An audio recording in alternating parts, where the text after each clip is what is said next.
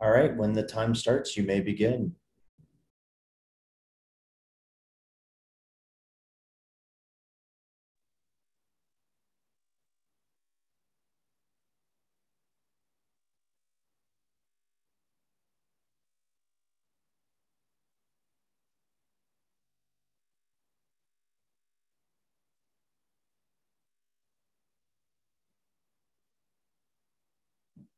Starting?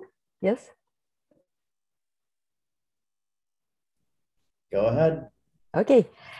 Hi, everybody, and welcome to Fairness and Friends, a tutorial by Falaah Arif Khan, Eleni and myself, Julia Stoyanovich. We start by giving you some of our thoughts, and we will then break for questions about halfway through. After the Q&A, we will go into the second part of the presentation, and we will finish with another round of questions.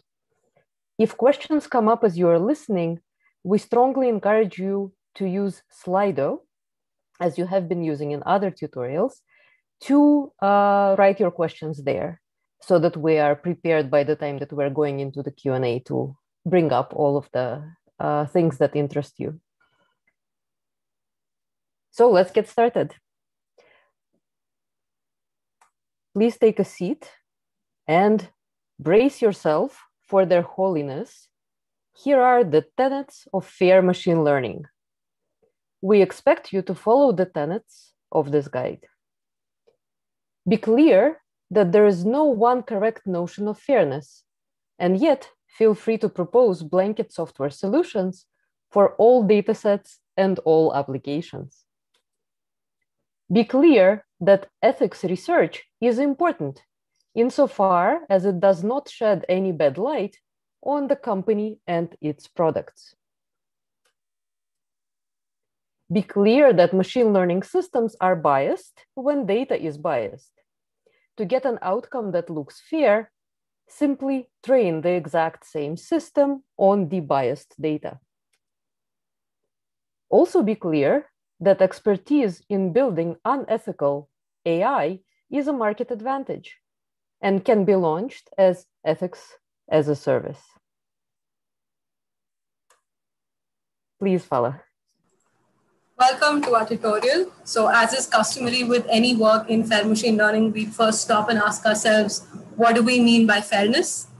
Despite what the gods have decreed in the previous slides, let's think a little more deeper. Fairness is not a statistical concept. We've co-opted fairness to mean some mathematical measure of parity, but fairness is an ethical and a philosophical concept, and a highly contested one at that. Now, deciding whether an algorithm is fair is inherently context dependent and greatly influenced by the incentives of the decision maker.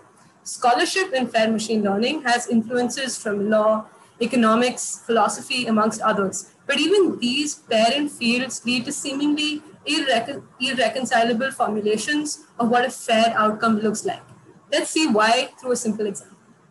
So let's take this setup inspired by the delightful 2007 Pixar film Ratatouille.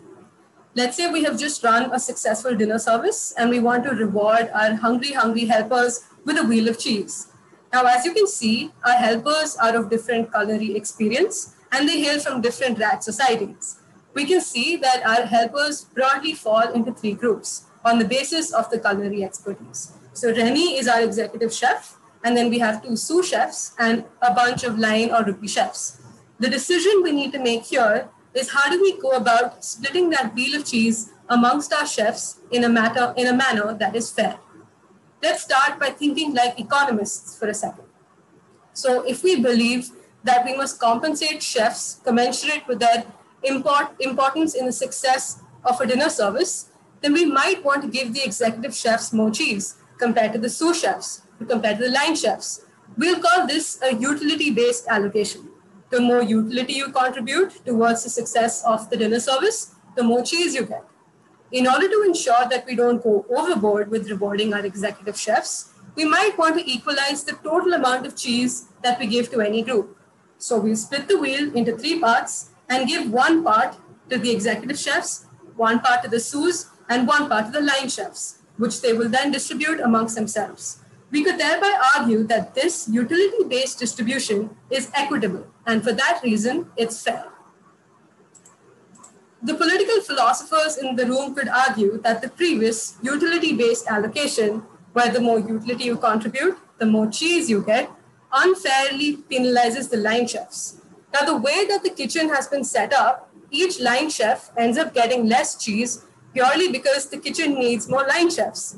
An alternate allocation could be to correct for this by redistributing the extra cheese from the executive chef to the other members of the kitchen.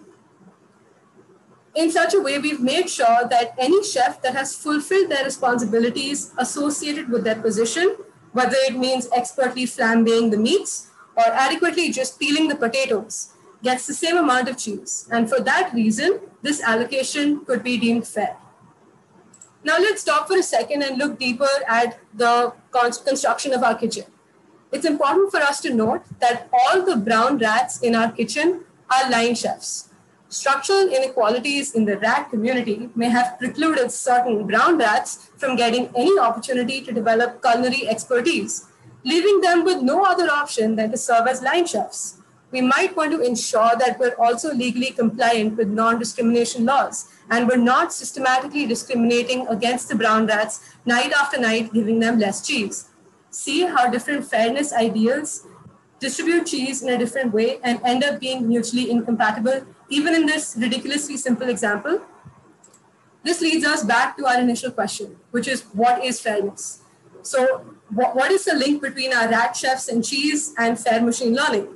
Well, we're making a critical allocation of resources, and we have plenty fairness metrics, and our inspiration is diverse and sometimes even convoluted. But since we cannot simultaneously satisfy different fairness ideals, we urgently need some guidance about which notion to apply to which context. Maybe we can get some answers from political philosophy. Has anyone seen any political philosophers around? Did someone say political philosophy? There is an interesting idea from philosophy that's entered the fair ML debate. It's equality of opportunity. The idea is that equality of opportunity can help us organize a taxonomy of fairness notions in machine learning. Haidari and her co-authors first raised this idea for economic models of equality of opportunity. Today, we're going to entertain how philosophers thinking about equality of opportunity can help us organize our notions of fair ML. So let's get started. Equality of opportunity is a big tent concept, like the Democratic Party in American politics. Democrats range from AOC and Bernie Sanders to Joe Biden to conservative Joe Manchin. And likewise, equality of opportunity comes in pretty conservative and pretty radical versions. But all EOP views have this in common. An EOP respecting society eliminates barriers to achievement that are irrelevant and arbitrary. That means that personal characteristics that simply don't matter in a given context, like baking skill or beauty or race or class in most employment contexts, don't improve your access to desirable positions in that context. And conversely, these characteristics don't hurt anyone's access to positions either. Marie Kondo here is telling you to throw away your irrelevant stuff so you can focus on the few things that spark relevant joy.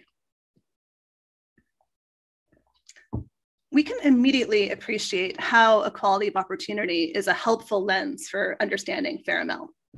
Think about statistical definitions of fairness. They identify protected demographic groups. Membership in these groups is irrelevant to whether a person receives a correct classification from an algorithm or a positive classification. And as a consequence, group fairness expects rough parity across protected groups for a corresponding fairness measure. Now, EOP captures this intuition. It's devoted to eliminating arbitrary barriers to achievement. If a person's race or religion or other protected group membership poses an arbitrary barrier to achievement, EOP says no. Your race, your religion, your group membership shouldn't help you or hurt you as you pursue opportunities. In this basketball game, a fair referee shouldn't be swayed by red jerseys or blue jerseys when calling fouls. And while all referees make some bad calls, we'd expect that a fair referee would get it wrong at about the same rate for red team players and blue team players. We could be talking about EOP or group fairness here. They're that similar. Speaking of similarity, EOP also reflects the intuition behind individual definitions of fairness. So individual fairness identifies a way of judging two individuals to be similar. Put another way, only irrelevant characteristics differ between similar individuals. In an individually fair world, people who are similar, i.e. people who differ only on irrelevant characteristics, should be treated similarly. And EOP gets this. If some characteristic is irrelevant to some context, EOP expects that differences in this irrelevant characteristic won't affect people's opportunities. If family background is irrelevant to college potential, then differences in family background shouldn't affect college admissions. To get back to basketball, if Michael Jordan and Larry Bird differ only on their team's placement in the series, an irrelevant characteristic with respect to all-star scoring titles, EOP wouldn't expect Jordan to face barriers that Bird doesn't face. Given the match between EOP and group and individual fairness is a good lens for understanding the machine. Perfect. Now that we've identified equality of opportunity as an influential character in the FAIR ML multiverse, let's read through its origin story. It's the age of EOP.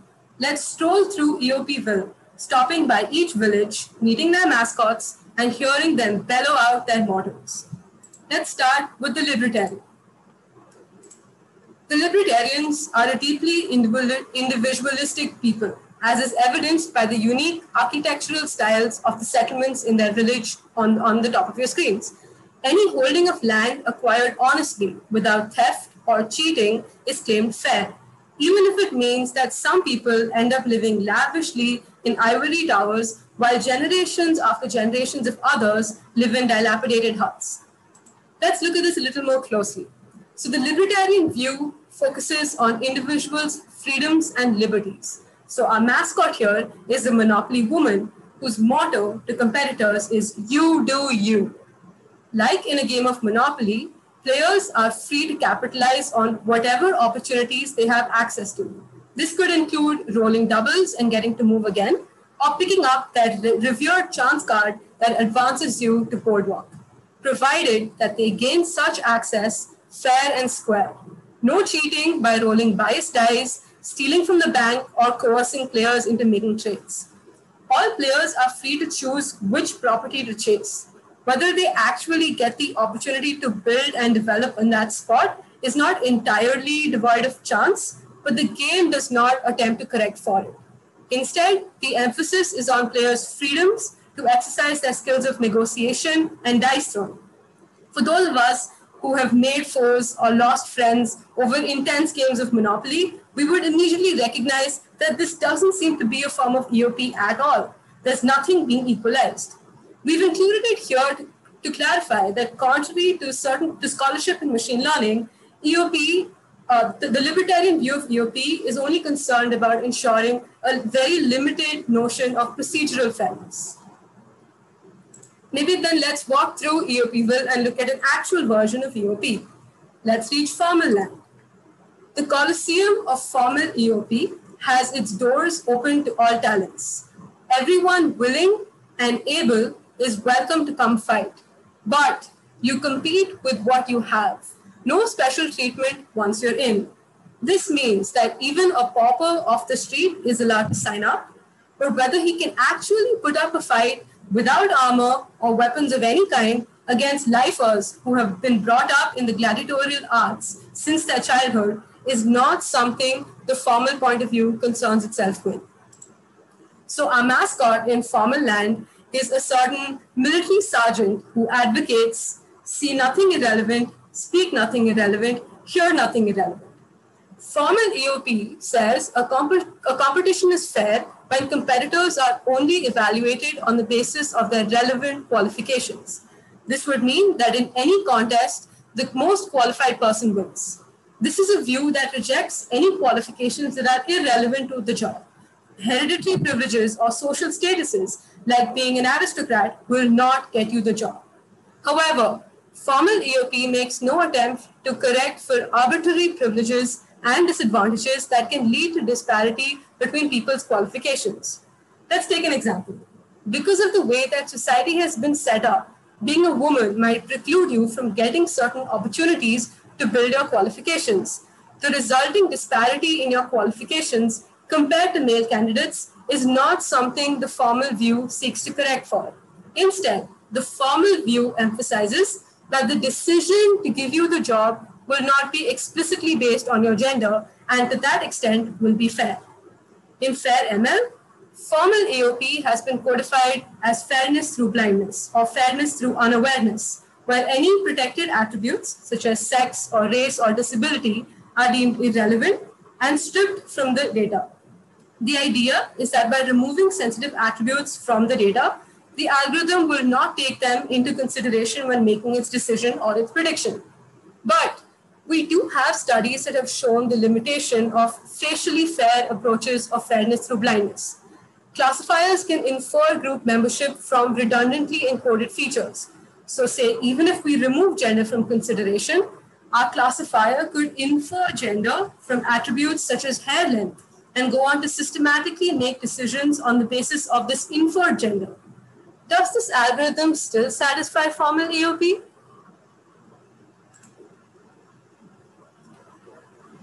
Well, one slide back. One slide back. Thanks. Well, it may be impossible to build a genuinely gender-blind model, but yes, fairness through blindness can still pack a punch for other characteristics. Let's consider whether some personal characteristics could be successfully excluded as irrelevant. The Ban the Box campaign aims to get rid of the box on job applications that ask whether an applicant has a criminal history. The box decimates job opportunities for justice-involved individuals. Adding criminal history to the set of irrelevant characteristics when screening job candidates would be a powerful fairness measure, and that's the power of formal EOP. Likewise, in most states, employers can easily, legally perform credit checks on job applicants, and that casually excludes candidates with imperfect credit. Adding credit-related information to the set of irrelevant characteristics that aren't used to evaluate candidates is also a big fairness move. So fairness as blindness isn't as weak as it's been made out to be. There are some characteristics that can be effectively removed from the learning pipeline and make a big difference to people getting a fair look from employers and others. But formal EOP doesn't stop at fairness through blindness. It doesn't stop at recommending a list of characteristics to exclude from the learning pipeline. Suppose a test systematically underestimates individuals' qualifications in a way that tracks, say, race or money. For example, think of the SAT as a predictor of college success. When students can afford to do a lot of test prep, scores are an inflated reflection of their college potential. When students don't have access to test prep, the SAT underestimates students' college potential. So the SAT systematically overestimates more privileged students while systematically underestimating less privileged students. The test's validity as a predictor of college potential varies across groups. Now, that's a clear violation of formal EOP. After all, in the college admissions contest, applicants should only be judged by college-relevant qualifications. But this test's accuracy as a yardstick for college potential varies with students' irrelevant privilege. So formal EOP invites us to track whether a selection process is equally accurate for members of different social groups. A test whose results are systematically skewed in a way that tracks irrelevant group membership is not formal EOP compliant. And this suggests additional fairness measures for formal EOP beyond fairness as blindness.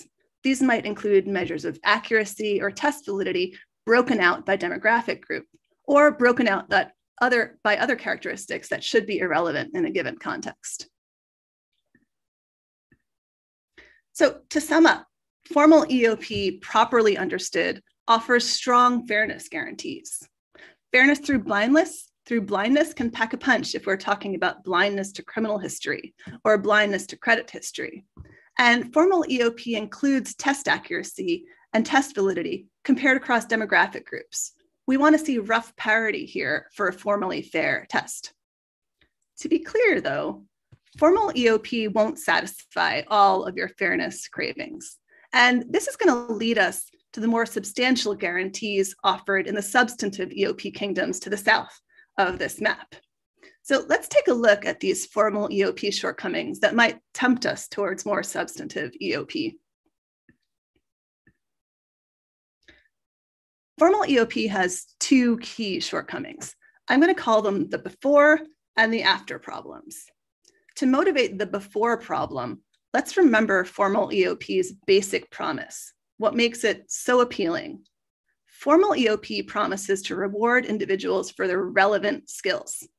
It ends the aristocratic practice of including and excluding people from desirable positions based on family status or other irrelevant privileges. The thing is, formal EOP doesn't meet its own standard completely. Before competitions, formal EOP lets people use whatever privileges they have to develop competitive qualifications. So for example, formal fairness is completely satisfied in a society where any child can compete to be a warrior, but only the children of warriors get enough food and training to win the competition to be a warrior. That's Bernard Williams's famous example. To give another example of the before problem, formal EOP is completely satisfied in a world where billionaire industrialist Tony Stark can use his vast wealth to outfit Iron Man with stupendous armor. The ensuing battles can be formally fair, but the deck is stacked in favor of Iron Man. So in sum, because people can use their arbitrary, morally irrelevant privileges to prepare for formally fair competitions, these arbitrary characteristics weigh heavily on the outcomes of formally fair competitions. Formal EOP doesn't stop actual gains from being distributed along the lines of privilege and disprivilege. And this undermines its promise that only relevant skill should be rewarded. Formal EOP also has an after competition problem. After formally fair competitions, winners are set up for even more success. You win the competition for a job. Great. That leads to more training and more job experience, and it makes you more competitive in the next formal EOP competition for jobs. This snowball effect also makes losers lose faster. Suppose a formally fair algorithm evaluates you for a loan, sees your bad credit, and gives you a loan at a usurious rate, 5 million% interest. That makes it very hard to pay back the loan and easier to default. Defaulting makes your credit even worse. So the next time the formally fair algorithm takes a look at you, it'll give you an even worse loan based on your worse credit score. This is the snowball effect. Formal EOP compounds both privilege and disprivilege. Let's put together the before problem and the after problem. In the real world, outright discrimination leads some people to enjoy opportunities that are denied to others. Say, for example, in one corner of the investment banking world, women aren't offered the professional opportunities available to their male colleagues. As a result, women bankers amass fewer competitive qualifications than their male peers. They have fewer responsibilities, smaller portfolios, and slower promotions. Now, let's halt the discrimination for a moment and plunk in a formally fair competition for the job of big banking boss. Due to the before problem, formal EOP lets candidates convert their privileges into qualifications in advance of the competition. So women enter this fair competition and they tend to lose fair and square to men who have converted their privilege into qualifications. Women simply have less competitive qualifications than men on average. Now add in the snowball effect. Over time, women fall further and further behind in formally fair competitions, simply on the basis of their lesser qualifications. Now, over time, and this is the key point, gender-based differences in actual qualifications appear to explain the disparity between men and women's outcomes in investment banking. The initial discrimination against women has receded from view. Liz Anderson calls this discrimination laundering. As she puts it, with respect to racial discrimination in on-the-job training is illegal, but discrimination on the basis of differences in human capital due to differences in on-the-job training is not. The key takeaway is that formal EOP can't fix these problems. For all of its power comes from measuring people's actual qualifications accurately and from excluding irrelevant information. The problem we've just put our finger on is that women, racial minorities, and others who face discrimination have lesser opportunities to develop qualifications. To address the problem that our society underinvests in developing the qualifications of some people, especially disadvantaged and marginalized people, we need substantive EOP. Falaah is going to take you through a tour of substantive EOP in the FAIR-ML literature. Then I'll suggest a different way of thinking about substantive EOP. But before that, let's pause for a question break. Thank you very much, Falaah and Eleni. We have received several questions already on Slido. And for those of you who did not yet have a chance to ask a question, please submit it and we will respond to it. The first question is from Amanda. She says, I'm trying to distinguish libertarianism versus formal EOP. Is it correct to say that a libertarian might allow gender to be used in a job application, even if it's irrelevant? Falaah, please. I can take one. So the answer to that is yes. The libertarian perspective would advocate that the same procedure be applied to men and women, but we can still take gender into account. Whereas the formal point of view would first question whether gender is relevant or not relevant to the position, and then decide whether to consider it or not. So the libertarian view is not trying to equalize anything. As long as the same procedure is being applied to all candidates, it's okay. Now, the formal point of view, which is, I think, leading to the next question, which is about what is irrelevant and what is relevant. If gender is considered relevant, it would be taken into account. Eleni, anything to add to this? And I'll then read the next question. Okay. So the next question is by Joe, who asks, how does one define an irrelevant characteristic, in quotes? For example, SAT scores likely still have some predictive power on college performance. Does the fact that there is some way in which an irrelevant characteristic can leak in invalidate the entire characteristic? And if so, it seems really hard to get a set of truly relevant, in quotes, characteristics only. How can we address this problem? And let me go to Eleni first for this. I'll give this a try. So in this context, the irrelevant characteristics would be something like how much money your family has. And when we say irrelevant in a philosophical context, we're talking about morally irrelevant, arbitrary. So there are some things that you might think should have no power over college admissions. One might think that, morally speaking, things like race, class, sex shouldn't have a bearing on whether you're admitted to college. That's the sense of relevance. And I realize that there's equivocation between the way relevant is used in the machine learning context and the way relevant is used in a philosophical context. So if I ever say irrelevant, think morally irrelevant, morally arbitrary. Shouldn't matter. Falaah, anything to add? No, I also think that question sets up the second part, which is this open question of can we decide what is relevant, and what are the limitations to these guidances. So it also leads us to looking at how do we make the separation and so on. So we'll also answer some part of the question in the second half. And maybe one other thing that I will add is that the key question here is how do we make this distinction about computationally relevant and morally relevant and irrelevant, and who gets to say what is morally irrelevant, right? And sort of this fight that we've been fighting as a community is to say that it's not up to one stakeholder, it's not up to just the programmer, decide which features to use and which not to use. There is a rich history, social history, philosophical history that we need to be thinking about here, of course. And I know that I'm preaching to the choir at this conference, but this is sort of the point, right? How do we align these notions? Another question here from Andrew is, who invented EOP and how has it come to be such a dominant approach in ethics and fairness? And this is for Eleni, clearly. Yes. I invented it. So the most basic version of equality of opportunity would be formal equality of opportunity, careers open to talents. And Napoleon Bonaparte established careers open to talents. In the wake of the French Revolution, aristocratic privilege was replaced by systems of advancement on the basis of merit, right? Like competitive exams for scholarships, like the civil service as a way of getting government jobs.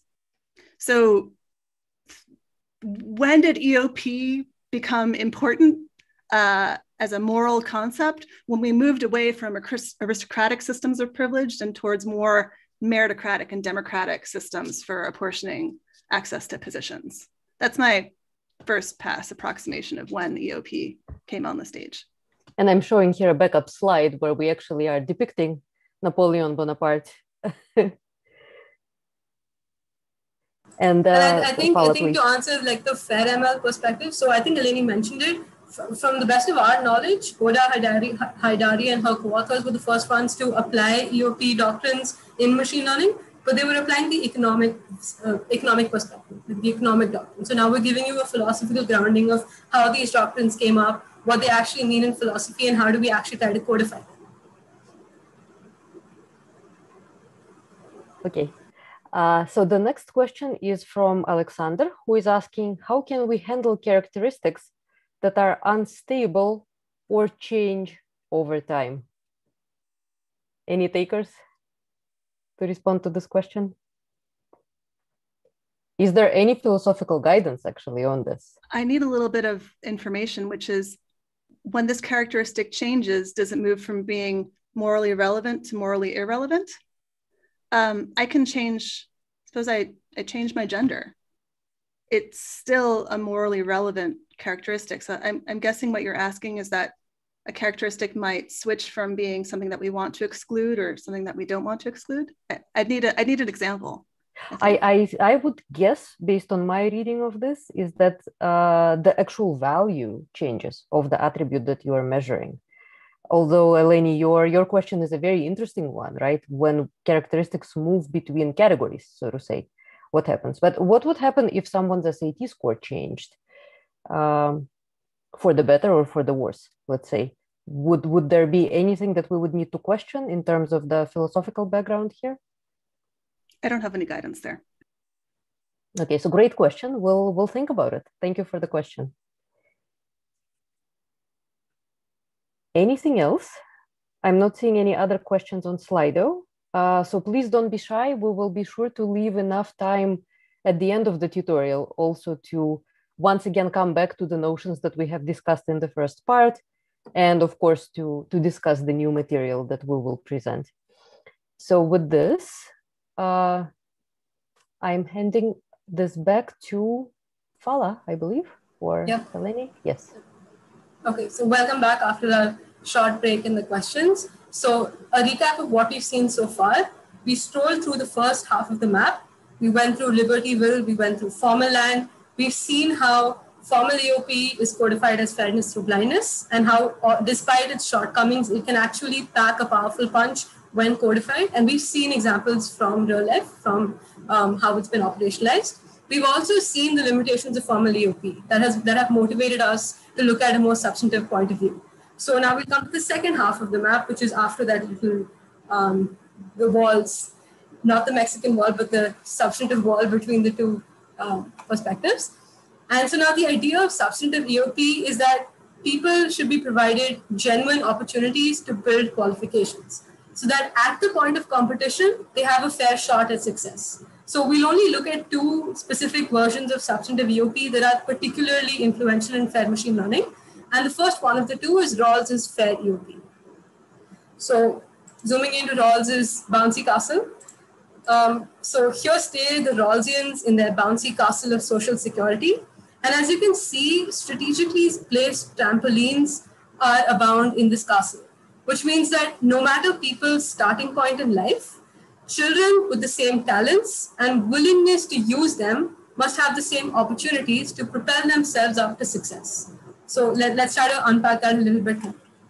So the mascot for Rawlsian EOP is Rawls himself. And Rawls's FAIR EOP says that all people, regardless of how rich or poor they are born, should have opportunities to develop their talents so that people with the same talents and motivation have the same educational and employment opportunities. Rawls wants to ensure that your privilege at birth doesn't snowball into a lifetime of privileges that allows you to outcompete kids whose disadvantage at birth has led to compounded disprivilege. So the motto here is equally talented babies must have equal life prospects. And the image on your screen is what we're calling Rawls and Adam, or we're calling it Rawls and Jared, Rawls and Jamal, Rawls and Karen, which is Rawls peering into the mind of a child and trying to understand their native talents and their ambitions. And the idea here is that he, after having understood a child's talents and ambitions, Rawls would like to provide them with the opportunities to build whatever qualifications they wish to build and provide them access to these developmental opportunities. So let's look at how FAIR ML has viewed this. So Rawls's view from the philosophical point of view is targeted at developmental opportunities, which is access to opportunities to develop qualifications from childhood onwards. But in FAIR machine learning, we've reinterpreted this to mean that at the point of the competition, we must measure candidates on the basis of their talents and motivation, recognizing the fact that candidates have had unequal access to build those qualifications in the first place. Now, popular codifications of Rawls's FAIR EOP include statistical parity from Dwork and co-authors and equality awards from Hart and co-authors. But the idea in these codifications is that we assume that talents and motivation are equally distributed amongst subpopulations. With this assumption, and assuming that competitions are won on the basis of these talents and motivation, we would assume that subpopulations would have the same success rate as any other. Since our talents and motivations are equally distributed, and competitions measure those talents and motivations, it would be enough to ensure some sort of parity in success rates across subgroups. But if we think back to what we've told you about Rawls, about how he wants to peer into the mind of a child and set up opportunities over the course of a lifetime such that the person can build relevant qualifications, we realize that these codifications are not in the true spirit of Rawls. Because at the point where FAIR machine learning comes in, which is at the point where an algorithm is making a decision, it's already too late to provide people with these opportunities to build qualifications. Right? So what Rawls intended to do was to provide developmental opportunities before competitions, whereas what we've codified is a measure of how equitably the competition distributes opportunities in advance of later competitions. So clearly we've not done too well with codifying Rawls. Let's look at whether we've been able to codify a different notion of substantive EOP. The second most influential version of substantive EOP is a luck egalitarian perspective. So let's look at its settlement. So the luck egalitarians, the settlement of the luck egalitarians is the campsite on your screen where settlers are gathered around a communal fire, and they forsake all disparities in talent and effort in favor of unicorns on rainbows and outcomes that only reflect responsible choices. So let's unpack this a bit more.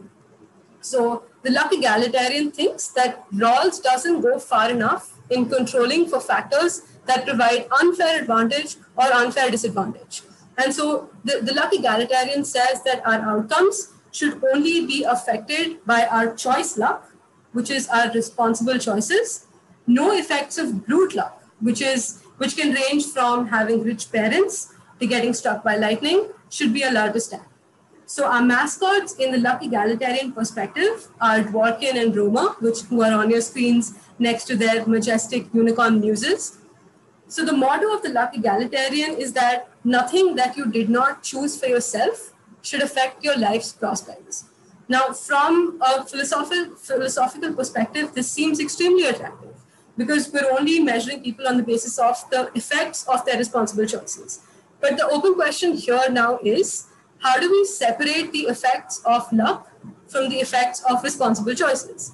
And from a fair machine learning perspective, this is the most important question if we want to operationalize this view at all, right? So we get one particular conception of EOP, which is Romer's point of view. And this is the work that we mentioned in the Q&A, which is work by Haidari and her co-authors in codifying Romer's EOP. So the idea here is that instead of trying to split a candidate's qualifications into effects of brute luck versus effects of choice luck, we can identify certain matters of brute luck, such as race, gender, and disability, that we know affect a person's access to opportunities and their outcomes. So the idea here is that we then make a fair hiring decision by ranking candidates in their effort circumstance distribution. So this means that if we know that gender, race, and disability affect a person's ability to build qualifications, we might want to compare people with the same gender, the same race, and the same disability. And by creating this level playing field, we can then choose the best candidate from the given circumstances. If we look closely at Romer's view, we'll see that perhaps we don't have to split a person's qualifications into a responsible effort piece and an irrelevant circumstances piece. Romer compares people only to others in similar circumstances. He's effectively controlling for irrelevant circumstances. So apples are compared to apples, oranges are compared to oranges, and bananas are ranked relative to bananas. And I got minions into the slide deck. Thank you, Falaah. This is a smart view. Romer has a really smart view. It recognizes that people's effort is affected by their circumstances.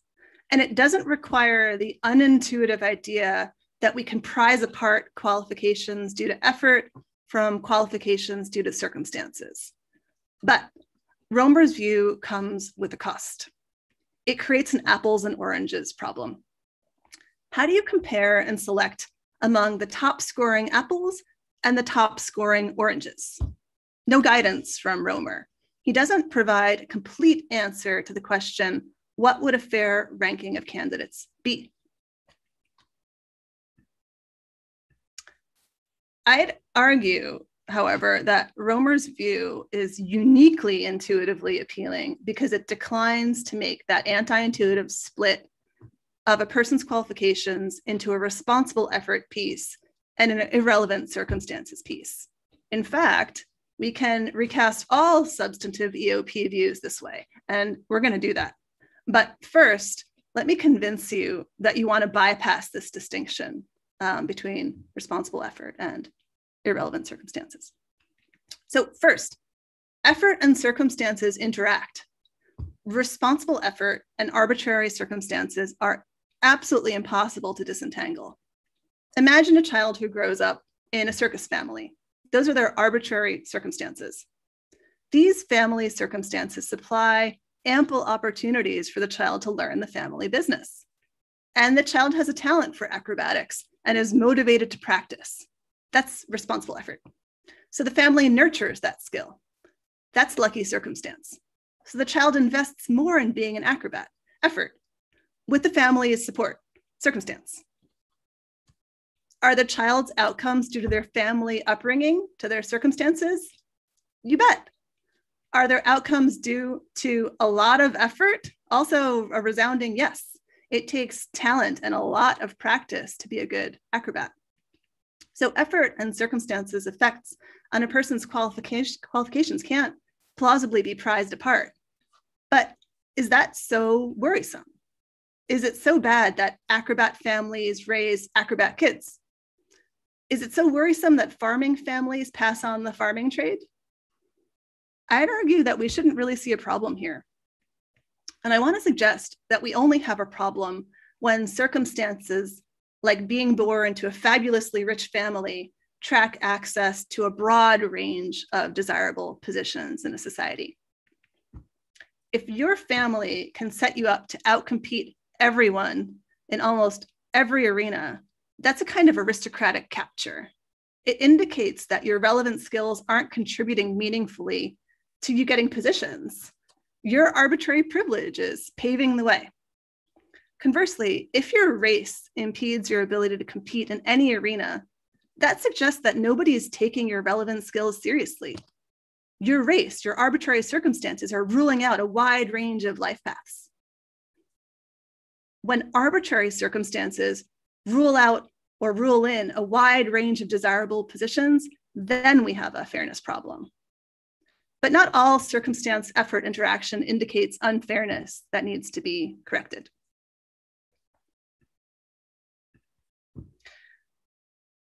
Second, there's a second reason to get substantive EOP away from splitting a person's qualifications into an effort piece and a circumstances piece that we shelve. From an employer's perspective, good hiring decisions depend on evaluating all of a person's skill, not just the part that they're properly responsible for. From a bank's perspective, good loan decisions depend on evaluating all of a person's creditworthiness. From a court's perspective, good parole decisions depend on evaluating all of a person's reoffending risk. If we insist that substantive EOP pay attention to only part of a person's qualifications, we're putting fair decision-making on a collision course with good decision-making. Employers, for example, need actually qualified candidates, not candidates who would have been qualified under different circumstances. So the further that substantive EOP's counterfactual assessment of a person's qualifications diverges from a person's actual qualifications, the less value those assessments have to employers, lenders, and decision makers. And that's the second reason to try to get away from the effort circumstances split.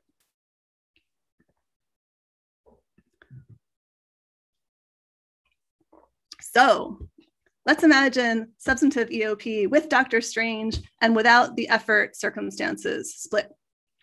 To do this, let's put EOP views on a spectrum. To the far left, 100% straight up formal EOP views selection processes as occasions to reward existing qualifications. When you step into the 100% formal EOP arena, you compete with what you've got, and the best qualified or best performing person wins. To the far right, 100% substantive EOP focuses on individuals' opportunities to develop skills and get positions over a lifetime. So a selection process here is an occasion to equitably distribute opportunities to develop skills and qualifications. In the actual world, privilege begets more privilege, and our society underinvests in developing the qualifications of some marginalized groups. But in a 100% substantive EOP world, every hiring decision, every loan decision, every school admissions decision, and so on, is meant to invest in people's qualifications and life prospects in an equitable way. Here's a quiz. Does Dr. Strange lean towards formal or substantive EOP?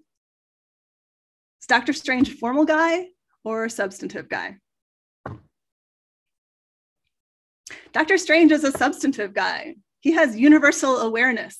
He can see the past and the future, and he sees how a decision, like a hiring decision right now, provides developmental opportunities going forward, and he sees how candidates' qualifications now have been shaped by their privilege or disadvantage in the past. So Dr. Strange has many powers, including fairness. So get back to the spectrum. 100% formal EOP and 100% substantive EOP are probably undesirable extremes. In between, we have partly formal, partly substantive EOP selection processes. This part decision-making is geared partly at identifying and rewarding qualified candidates, the formal part, and partly at ensuring that our society invests equitably in developing all of its citizens' qualifications and life prospects. That's the substantive part. Let's pull the slider across to where that red dot is, almost all the way to the substantive side where the red dot is. And let's consider what a hiring decision governed mostly by substantive EOP fairness might look like. A law firm is looking for paralegals. And the firm says, practically speaking, we need people who are trained and certified paralegals. Take all the candidates who meet this bar, and then select interview candidates by lottery. And then select a diverse set of candidates that will start to remedy the demographic imbalance in this office. We're willing to consider training anyone who's good enough to be certified. This is a decision process that recognizes that this hiring decision will affect people's opportunities to develop skills and compete for positions later on. It's also a decision that recognizes that the qualifications that people bring to this moment reflect their privilege or disadvantage. The law firm is being fair while also insisting on the qualifications it needs. And the law firm can make good hiring decisions. It doesn't have to ignore some undeserved part of candidates' qualifications. We haven't split candidates' qualifications into a relevant effort piece and another piece that must be ignored. Instead, we've split the difference between a formal EOP competition and a substantive EOP distribution. So if there's a motto for this, it's don't split the person, don't split people's qualifications, split the difference between formal and substantive EOP instead.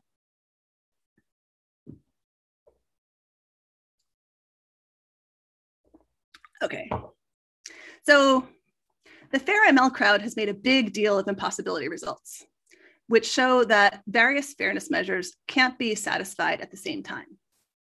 From a philosopher's perspective, the idea that values trade off against one another is expected.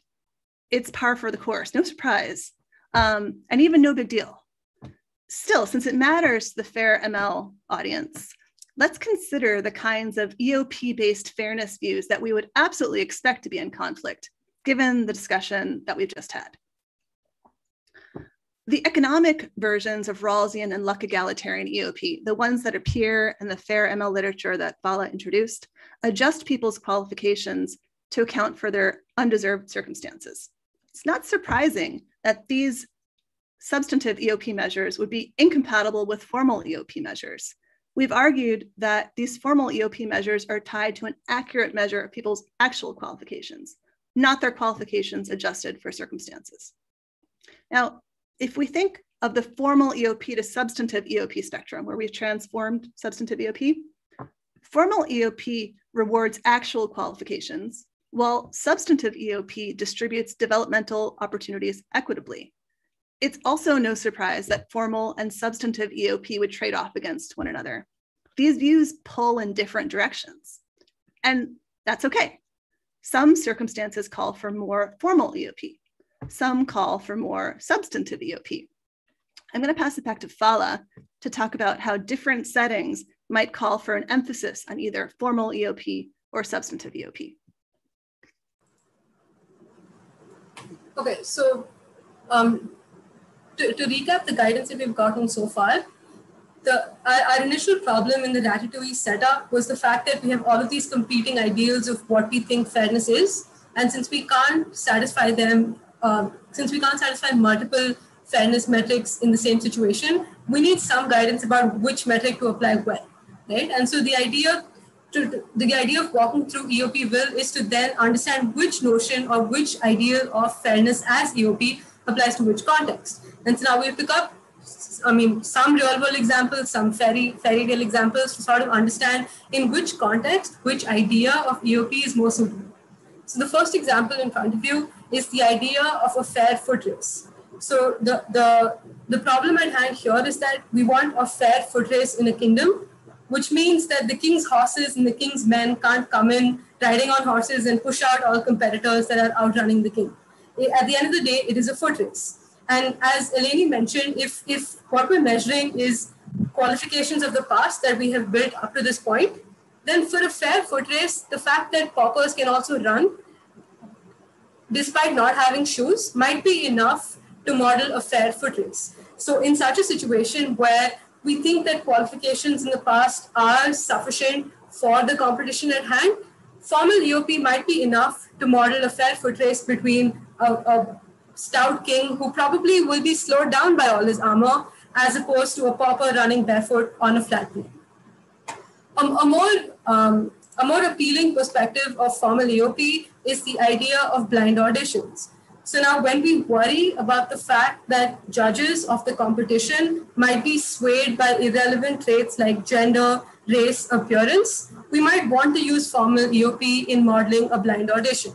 So what this means is that candidates would only be judged on the basis of their singing chops. Any other qualification built up onto this point, any other characteristic that the candidate might have, such as how they look, how attractive they are, how they're dressed, how flamboyantly they behave, does not come into account for a blind audition, modeling a fair talent competition. Another example in this situation, which applies closer to the real world, is the idea of initial screenings of job applicants. So if we think that if we think that it's not sufficient, if we think that it's necessary to force employers to be blind to applicants' credit scores or their criminal convictions during initial screenings, then formal EOP is extremely powerful in this context, because we're forcing decision makers to strip irrelevant characteristics and only judge candidates on the basis of relevant qualifications that are left over. Another example here would then be if we have reason to believe that structural inequalities are precluding the fair competition. So in the example that we took before, if the king's subjects come in and start placing hurdles in the path of certain competitors, then we might want to remodel the competition to keep it fair.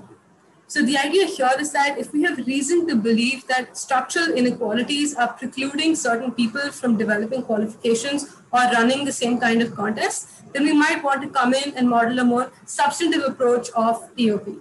So the idea here then would be if there are hurdles in the path of certain runners, where they're constantly jumping over hurdles throughout the course of the race, maybe we want to end up comparing the timings of smooth track runners with other smooth track runners and hurdle jumpers with other hurdle jumpers. And if you remember what we told you about Romer's EOP, this is exactly what he's doing. So the circumstance or the equalizing factor here would be the presence of hurdles, and you're comparing the timings of hurdle jumpers with other hurdle jumpers and smooth track runners with other smooth track runners. But like Eleni mentioned, what then is the right comparison between a smooth track runner and a hurdle jumper is not something Romer gives us guidance about. One important point to emphasize here is the fact that the substantive approach is desirable in order to ensure that we don't end up inflicting a Sisyphean struggle upon certain candidates by overlooking the disadvantage that they've had relative to their competitors. So let's say in the formal EOP Coliseum that we saw, right? We're allowing anybody off the street to come in and compete. And we're applying the same process, which is the competition applies to them all. But given the fact that people off the street have not trained in combat, or people off the street do not have armor, or people off the street do not have any amount of muscle ability, right? Formal EOP might not be sufficient to model a fair competition. And so this idea of a Sisyphean struggle leads us to look at a more broader perspective of EOP in fair machine learning as well. So the idea here is that inequalities of birth can mean that some people are just cut off from certain opportunities. And from a philosophical point of view, the equality of developmental opportunities is about making sure that people have comparable opportunities to hone talents. What matters at the end of the day, from the view of justice, is that people have genuine opportunities to realistically build qualifications and achieve their goals, and not merely formal opportunities to compete for the job. So in the example on your screen, in the context of a track and field competition, access to developmental opportunities would mean getting access to equipment, having trainers, having a coach that teaches you how to run, or that builds up your muscle definition. And think about it, no matter how natively talented one is, even if they're a chess prodigy, for example, without giving them genuine opportunities to build qualifications, we might end up having a Beth Harmon running up against an Alison Felix. And Beth Harmon in this situation might be incredibly natively talented, but she has no realistic shot at winning this opportunity, winning this competition, or even placing competitively. So this is a distinction between EOP, equality of developmental opportunities, EOP over a lifetime, and EOP at a decision point. And as we mentioned while discussing substantive EOP, fair machine learning's focus has been very narrowly towards the last one, which is EOP at a particular decision point. But we might want to broaden our horizons. It might be worth exploring fairness over the course of a lifetime, where we want to ask the question, do people have comparable, equal, or equally desirable sets of life opportunities available to them? Does EOP compound over the course of a lifetime? As Eleni mentioned, substantive EOP is a view that models the distribution of developmental opportunities. So we might want to look at this compound effect of EOP over the course of a lifetime. Or in case we're not able to model this, do we just end up snowballing a disadvantage of birth into a lifetime of disadvantage?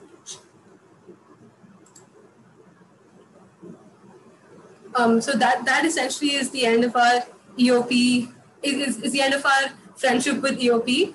And you're probably an expert on EOP given the amount of time we spent on it by now. Are you ready to make more friends? So the next thing that we do here is look at broader notions of justice. So our stroll through EOPville has shown us a range of interpretations of fairness as EOP, but it might be worth asking the question, is fairness all that is required for an algorithm to be just? So let's look at a broader theory of justice, which is Rawls' theory of justice. So the sketch on your screen is Rawls's original position. Rawls's theory of justice sandwiches his EOP principle between two other principles that must also be satisfied for a democratic society. And he arrives at these principles via his original position. So let's look at his original position. The original position is a thought experiment about how citizens would negotiate the setup of a society under a veil of ignorance. So as you can see on your screens, we have chess pieces who have a veil of ignorance. So this means that candidates don't know their race, their class, sex, social position, or any other characteristic that might cause them to favor people like themselves during this negotiation. And the idea is that through this veil of ignorance, candidates must negotiate the setup of society. Citizens here, or the chess pieces on your screen, what they do know is the rules of the game. So everybody knows the rules of the game and the conception of what success in the notion of the game looks like. But they don't know which piece they will end up being or what powers of movement and killing that are attached to that particular position. So Rawls's idea here is that the principles of social cooperation that people arrive at through such a negotiation through the veil of ignorance will be appropriate for a democratic society. This leads us to the second idea that led to Rawls's broader theory of justice, which is the natural lottery. So Rawls uses the notion of a natural lottery to describe the morally arbitrary distribution of fortune and misfortune to people. So the spectrum is broad, from Carlo to Monroe, through good looks, through talents, and family circumstances. The idea here is that from the arbitrariness of the natural lottery, Rawls arrives at his difference principle, which is our circumstances of birth are wholly arbitrary. What natural talents, what family status, what position in society we end up being born into is wholly arbitrary. So Rawls posits that we must harness this arbitrary distribution of talents in a way that generates a social system that serves everyone. So putting these two ideas together, we arrive at Rawls's broader theory of justice, which posits the following hierarchical principles. So Rawls's first principle is the principle of equal rights and liberties, which says that everyone has the same inalienable right to equal basic liberties. The second principle, which is Rawls's fair EOP, which we just discussed at length, is that all offices and positions must be open to all under conditions of fair EOP. And Rawls's third principle is the difference principle, which says that social and economic inequalities must be of the greatest benefit to the least advantage. And if you remember what we said about the natural lottery, this is how Rawls intends to harness that arbitrary nature of the distribution of talents. And so the reason why you have Rawls up on your screen in all of these provocative, fashionable poses is that in the Rawlsian system of justice, these principles are hierarchically ordered, almost like Rawls putting on a three-piece suit. Akin to how incredibly counterintuitive it would be to put on a blazer without wearing a shirt first, You can't satisfy fair EOP at the expense of a citizen's equal basic rights and liberties. Similarly, you cannot apply the difference principle in a manner that at the expense of fair EOP. And this is a helpful lens through which we can view the broader impact of algorithmic decisions beyond just satisfying that one notion of fairness as EOP. We'll take two examples to see how. So the first example is from a philosophical point of view that has nothing to do with algorithms. So let's consider the children of rich parents.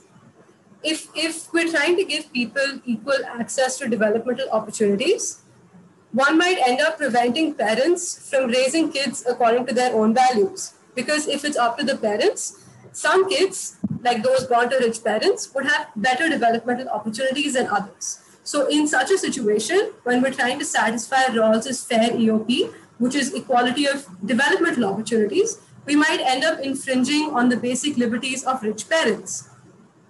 Let's take an algorithmic perspective. So in the context of hiring of people with disabilities, let's look at how an ADS can satisfy some notion of fairness as EOP and yet go on to infringe on people's basic rights and liberties and in effect be unjust.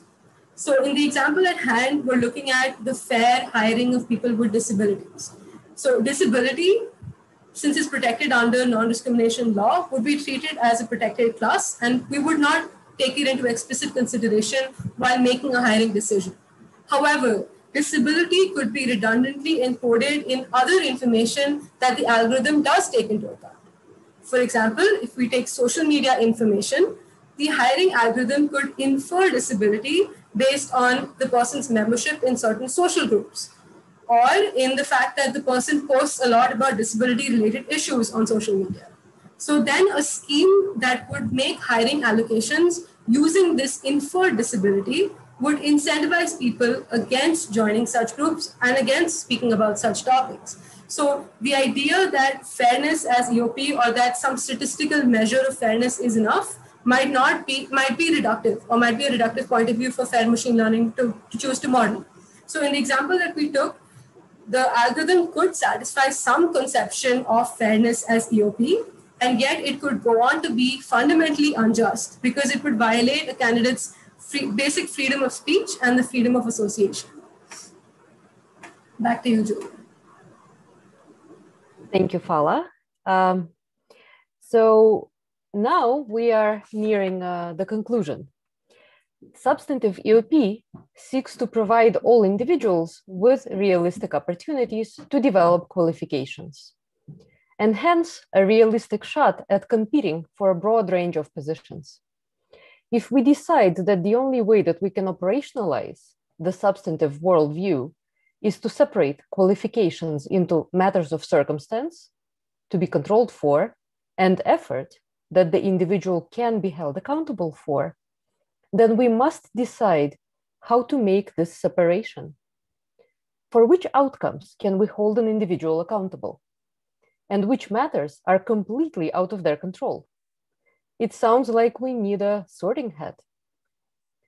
From a practical perspective, it is clear that we cannot separate a person's native talents from their circumstances, or their responsible choices from their brute luck.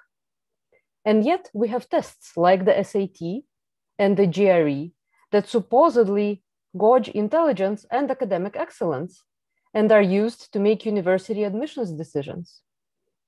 But just registering for such a test, forgetting about access to study materials and tutoring services, is prohibitively expensive. Such standardized tests do not evaluate native talent. Instead, they discriminate on the basis of social advantage and disadvantage, always. As we saw in our conversation today, equality of opportunity, or EOP doctrines, can offer us useful guidance in the design of algorithmic systems, but they also come with limitations. And overlooking these limitations can embolden their application in spheres in which theory provides little to no guidance. These doctrines do not give us any direction about where to apply fairness, in the procedure or in the outcomes. The guidance is only about how a fair test should behave. When applying this test to black box models, we run into issues of interpretability. And we can only infer details about how a test is behaving by looking at the input that the algorithm consumes, and then systematically studying the outcomes for a variety of candidates, a variety of inputs.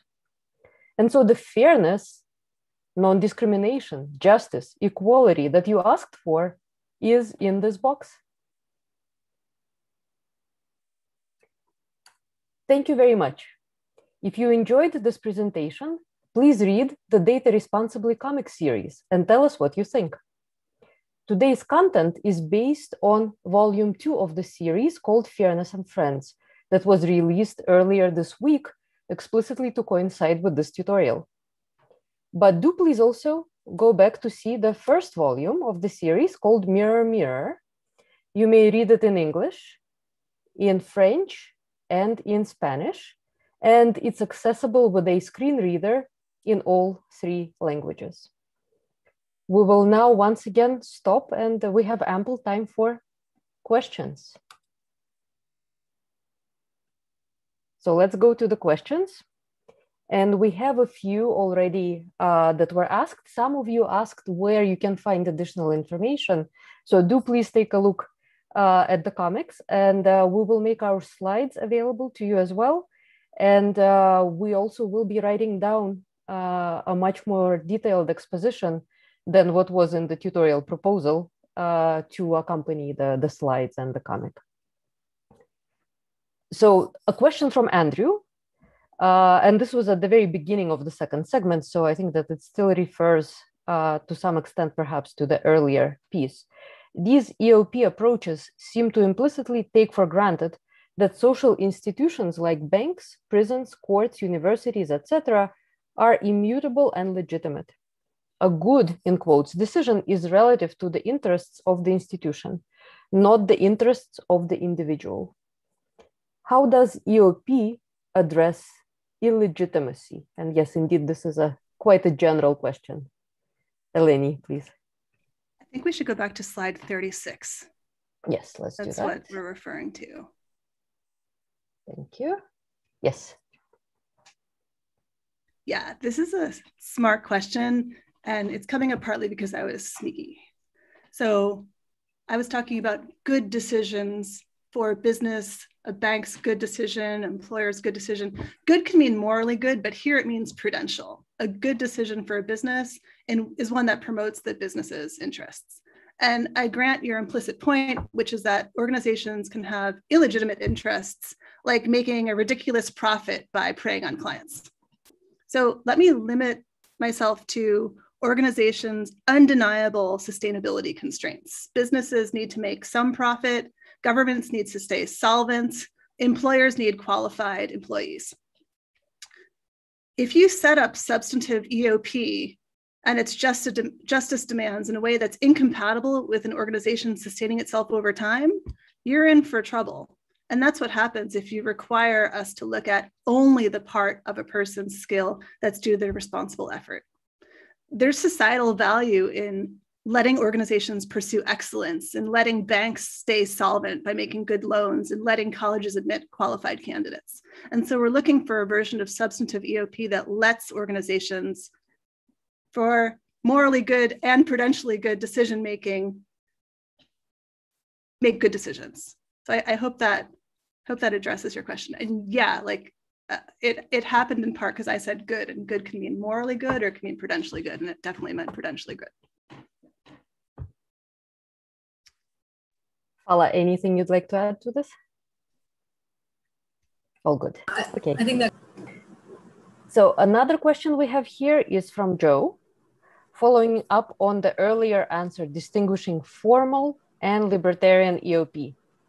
If gender is allowed to be used, but men and women need to be treated the same, is that not equivalent to gender not being allowed to be used? Maybe I'll clarify the earlier answer because there seems to be like a confusion. So the libertarian perspective says the same process should be applied to both men and women. Whether the process ends up discriminating against men and women by treating them separately is not something the libertarian cares about. So the first part of the answer, which is would a libertarian EOP take gender into account? It would, because as long as you're applying the same procedure to men and women, a libertarian is okay with it. And that's the whole point that we're making here, which is there's nothing being equalized. You're not stripping any sort of discriminatory structures based on irrelevant or relevant qualifications. The second point about what formal EOP would do. So the formal perspective would argue that gender is irrelevant, so you would not consider gender. However, let's say you're creating a test that measures qualifications that just aren't accessible to women.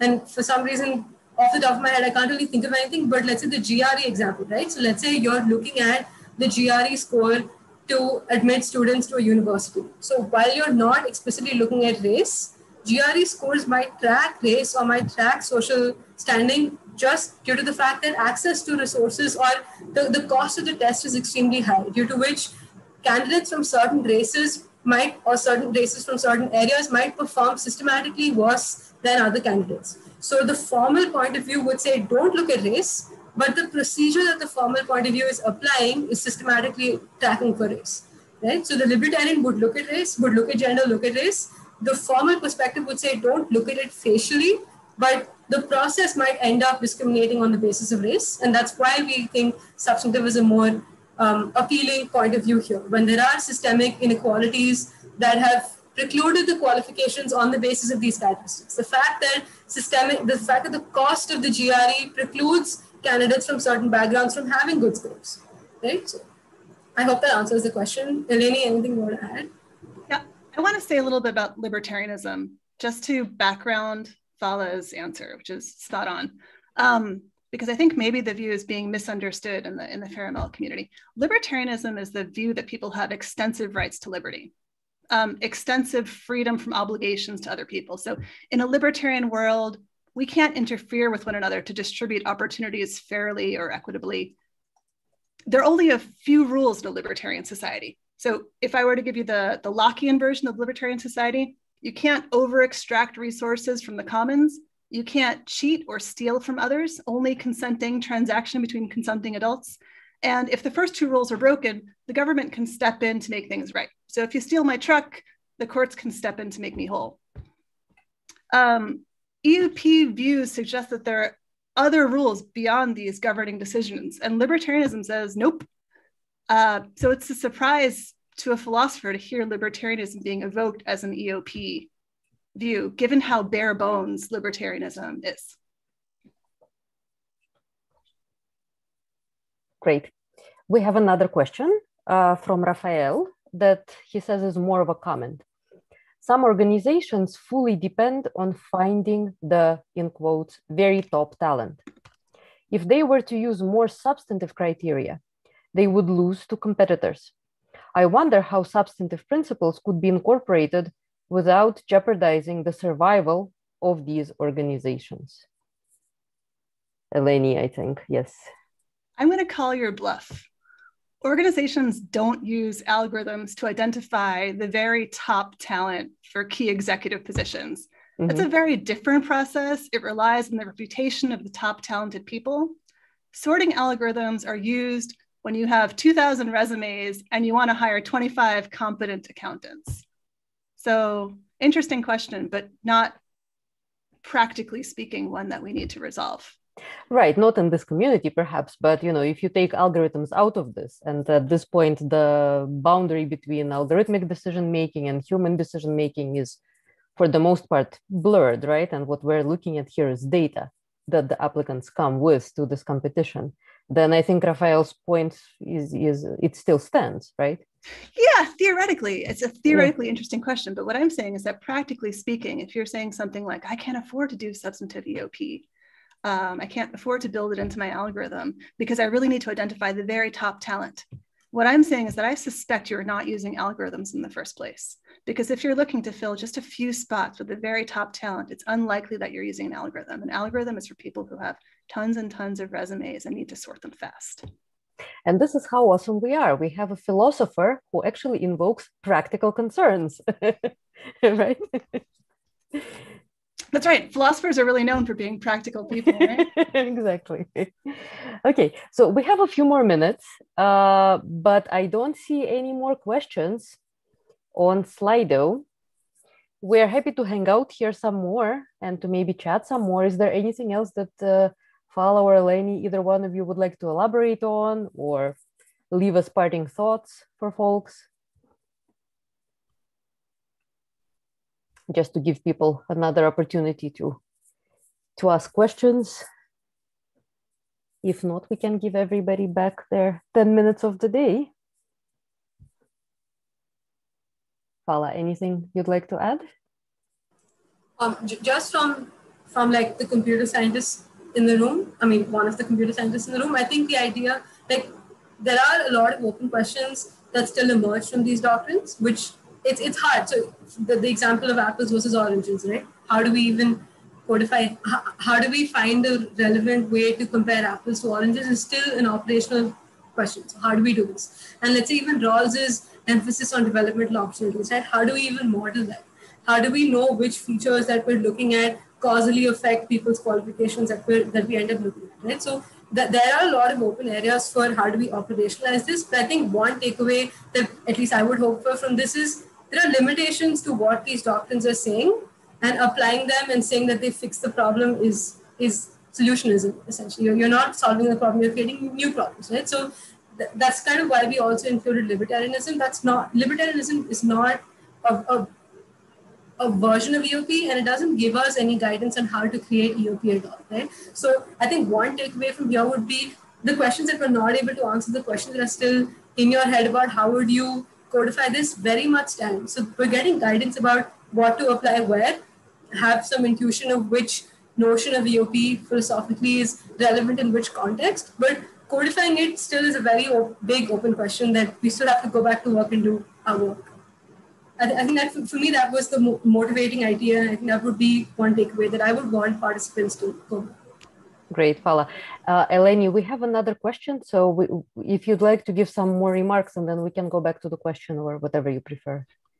Sure. So the question is, how does EOP relate to affirmative action? Right. Well, as we've seen, substantive EOP is compatible with affirmative action, in the sense that if you go back to the firm that's hiring paralegals, and it requires that every candidate be above a certain bar of qualifications. Beyond that, you might pursue, for example, diversity in your class. I would also say that formal EOP, when strongly applied, will help you recruit can help you recruit a more diverse class of candidates, because you're looking for a test to be valid across groups. So you don't dismiss individuals just because a test doesn't work well for their social group. But I'd be, in the first place, more inclined to say that a view that has some substantive EOP in it is looking to equitably distribute opportunities, which is compatible with the affirmative action ethos. Great. We have one more question here. Akshay is asking, what are some alternatives to incorporate substantive EOP in FAIR-ML, apart from statistical of odds, equality of odds?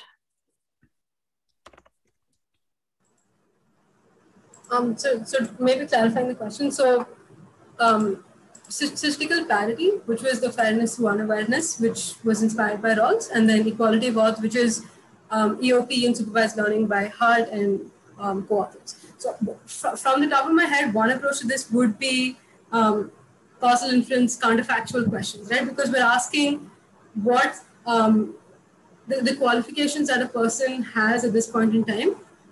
What are the underlying societal structures that precluded them from getting these qualifications or not getting these qualifications, right? So I think the counterfactual kind of fairness modeling would be a nice way to start looking at how to model the substantive point of view. And the other paper that we mentioned for the substantive point of view is the Haidari paper, which does a really good job of operationalizing Romer's EOP, but we're still left with the same question about, okay, we can rank candidates amongst others of the same circumstance, but now how do we compare candidates. So in a situation like the example that Eleni gave, which is we're trying to hire at, let's say, an entry-level position where anyway we will teach people the skills of the job, we might want to use Romo's perspective, which is diversity in hiring. So you take the best candidate amongst candidates of different races, genders, and so on. So those are some other formulations. And one approach to formulating this more principally would be like counterfactual forms. Great. So I'd like to actually respond also to two new questions that we just got and to respond to them together. One of them is from Joe, who says, how do we translate these ideas into machine learning systems? An ML system is blindly optimizing for some criterion, but it seems impossible to reduce these frameworks into an objective function, says Joe. And Dylan says, is there one recommendation you'd like practicing computer scientists to walk away with today? Appreciate your time and talk, and can't wait to see the comics. Thank you for the compliment, Dylan. So the reason that I would like to take these questions together is, in fact, to go back to this slide here, which in some sense is my favorite. And to me, the answer to the question of what is fair is what can you explain? What can you make explicit? What can you make transparent? And so I think that we as practicing data scientists and as other stakeholders in this ecosystem, as business leaders, for example, as people who are defining some of the goals for these systems, we have to think, have to step outside of this black box of machine learning systems. We do have to think about the broader societal context and other disciplines that have considered this context. And to work very hard, and it is very hard, to try and map these philosophical and social ideas into the systems that we develop. I'm more than happy, Joe and others, to also connect with all of you offline to give you pointers to some of the educational materials that we've been developing specifically for data scientists and computer scientists who are entering this field. And to Dylan's point, for me, really the biggest takeaway from this collaboration with Falaah and with Eleni has been that, and generally the work that we've been doing on the comic series has been that we really need to start thinking about these questions as people. And for that, in my mind, it's really required that we think and appreciate the humor, the discretion, the appreciation for artistic expression that we as people bring to the table and that machines simply just cannot have, right? So I think that for us all to become comfortable and productive and to form a nuanced understanding of this really, really scary area of technology ethics, we do really need to come to this with a kind of a sense of humor. And we hope that the comic book is going to bring this message home for all of you and that you will enjoy it. Yeah, so that's just my point here. Let's look at ourselves with a bit of a sense of humor, laugh at ourselves, and then relax about these problems and actually move towards solving them more productively. There's another question here. What does EOP have to say if we have adaptive behaviors as a response to historically unjust treatment? So this is Alexander, and he's the same person that asked about what happens when attributes change, right? So what he's confirming now is that it's actually to do with emergent bias, right? What do we do in situations in which the use of systems, algorithmic or otherwise, are serving to propel and to amplify results of historical discrimination? Maybe for that, I will go to the snowball slide. Is there anything else that Falaah, Eleni would like to add to this? What does EOP I would say say? pull the slider in the direction of substantive EOP, right? Which is intended to get us away from only measuring people on the basis of their actual qualifications. They can't actually find make the room slide. for equitable treatment of people who may or may not have had the best circumstances under which to develop qualifications. Yeah, I can't find that slide, but you'll be able to find it. The snowball It's fallacy. 24, Julia. 24. Thank you. No, and I think in addition to like the snowball problem that Eleni brought up, I think that was the idea of like a broader view of fairness, which is slide 43. So we know that the outcomes of these algorithms incentivize people to behave differently than they were probably behaving at the start. Right? So we know emergent biases creates like a whole set of new problems, but that's kind of why we should look at modeling EOP over a lifetime, which is like a compounded view of you give someone a developmental opportunity, now what are their qualifications and so on later into the future. Right? So that's one open area of research that we hope to identify in this work, which is how do you model the effects of the effects of providing someone a developmental opportunity or the effect of not providing someone a developmental opportunity. The fact that they might want to present themselves differently. Right? So that's one open area of research that we thought would be interesting, which is to look at this life cycle view of EOP, not just at the point. And we explicitly call this out, which is fair machine learning is looking at the point of the competition, how do we hire the best candidate or what is the best decision to make. But EOP and this entire political philosophy doctrine is like a lifetime view of how society is structured, how people get access to opportunities, how they build their qualifications, what are the outcomes that they get because of those qualifications. And so I think we also need to take that broader view. And I also want to add that in the comic, we speak in the second volume, we speak about things other than EOP. And one of the areas that we cover is Nissenbaum and Friedman's classification of bias into pre-existing, technical, and emergent. And so please take a look at what we have to say about that. And of course, it's much, much more difficult to deal with emergent bias. Much more difficult to detect, to say something about, right? Because we are opening the box now. The scope is much, much broader, but this truly is the challenge. We're out of time. I believe. Any closing thoughts from Falaah or Eleni? We're all good. Thank you, everybody, for sticking with us through the hour and a half. And please be in touch. Please let us know what you think. And stay tuned for additional volumes of the comic and for more writing on what we covered here today. Thank you. Thank you, guys. Thanks very much.